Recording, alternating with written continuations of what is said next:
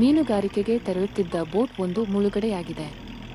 ಬೋಟ್ನಲ್ಲಿದ್ದ 6 ಮಂದಿಯನ್ನು ಸ್ಥಳೀಯ ಮೀನುಗಾರರು ರಕ್ಷಣೆ ಮಾಡಿದ್ದಾರೆ. ಬಂಟ್ವಾಳ ತಾಲೂಕಿನ ನಿವಾಸಿ ಇಬ್ರಾಹಿಂ ಖಲೀಲ್ ಮೂಸಾ ಅವರಿಗೆ ಸೇರಿದ ಅಯಾನ್ ಹೆಸರಿನ ಟ್ರಾಲರ್ ಬೋಟ್ ಶನಿವಾರ ಸಂಜೆ ಮಂಗಳೂರು ದಂಡೆಯಿಂದ ಮೀನುಗಾರಿಕೆಗೆ ತೆರಳಿತು. ಬೋಟ್ ಅಳಿವೆ ಬಾಗಿಲನ್ನು ಸ್ವಲ್ಪವೇ ದಾಟುತ್ತಿದ್ದಂತೆ ಸಮುದ್ರದಲ್ಲಿ ಗಾಳಿಯ ವೇಗ ಮತ್ತು ಅಲೆಗಳ ಅಬ್ಬರ ತೀವ್ರಗೊಂಡಿದೆ. ಇದರ ಪರಿಣಾಮವಾಗಿ ಬೋಟ್ ನಿಯಂತ್ರಣ ಕಳೆದುಕೊಂಡು ಸಮುದ್ರದಲ್ಲಿ ಮುಳುಗಡೆಯಾಗಲು ಆರಂಭಿಸಿದೆ.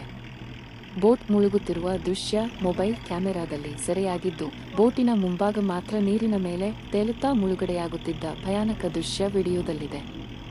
ಬೋಟ್ ಮುಳುಗಡೆಯಾಗುತ್ತಿದ್ದಂತೆ ಅದರಲ್ಲಿದ್ದ 6 ಮಂದಿ ಸಿಬ್ಬಂದಿ ಪ್ರಾಣಾಪಾಯಕ್ಕೆ ಸಿಲುಕಿದ್ದರು.